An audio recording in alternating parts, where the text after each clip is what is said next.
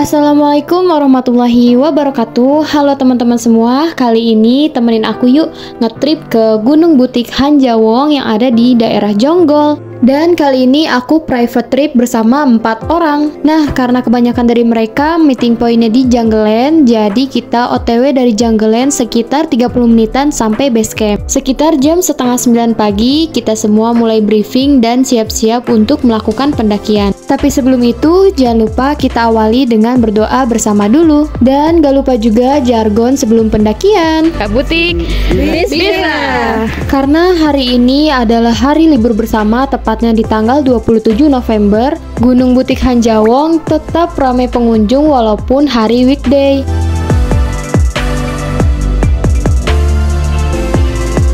Setelah melewati gardu pendakian, kalian akan disuguhi dengan pemandangan sawah-sawah seperti ini nih. Kalau kalian trekkingnya mulai dari pagi, hawanya tuh seger banget.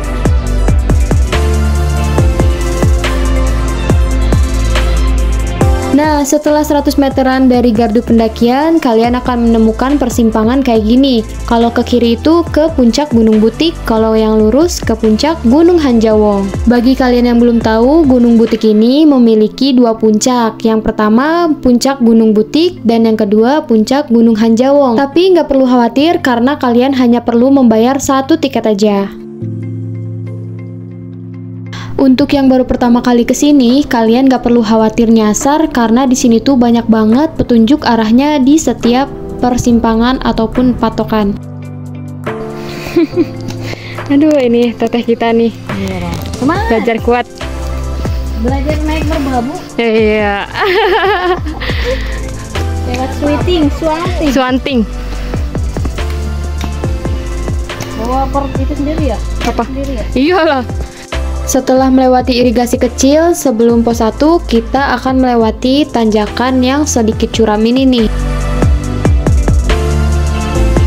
Sekitar 10 menitan setelah itu, baru kita akan sampai di pos 1.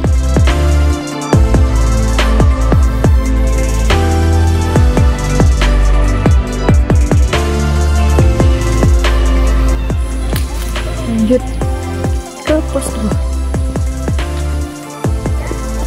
Lanjut dari pos 1, treknya itu terbilang cukup landai sih, cuman agak nanjak aja. Tapi lama-kelamaan emang bikin dengkul bergetar nih. Sampai salah satu dari peserta aku ini muntah-muntah. Mungkin karena ini adalah kali pertama dia hiking. Udah aku saranin kalau misalkan gak kuat, gak usah dipaksa untuk lanjut. Tapi Masya Allah hebatnya dia dengan tekadnya mau terus berusaha dan lanjut. Akhirnya kita lanjut perjalanan nih. Sampai akhirnya di pos 2 kita nemuin warung dan kita jajan minum dulu biar kembali bertenaga lagi. Oh iya, sekalian nih aku mau info buat ciwi-ciwi, ternyata di sini juga ada loh warung seblak. Guys, di sini ada ini nih tuh. Cewek-cewek yang suka seblak, bakso, mie ayam, basreng. Sini nih ada nih sebelum pos 2.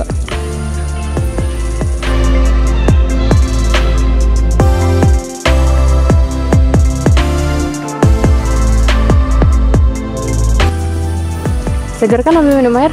Segar. Nah, kalau treknya kayak gini enak nih. Untuk sampai ke pos 3, kita hanya memerlukan waktu sekitar 10-15 menitan aja. Sebelum sampai di pos 3, terdapat sumber mata air yang bisa kita gunakan untuk minum kalau persediaan air kita habis. Semangatin dong!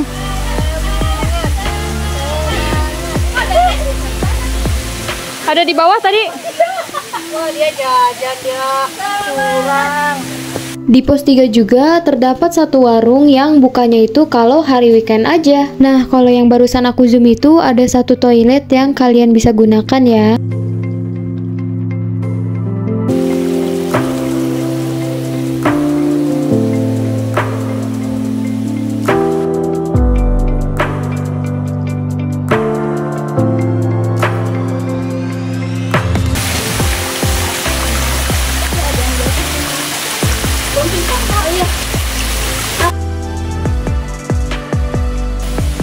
Ini kayak ciung ya? Ke arah puncak. Cuma ciung versi landai. Betul, versi landai. Mana ada gunung yang landai banget. Untuk sampai ke pos 4 atau Bukit Kolecer ini terbilang treknya emang cukup menantang.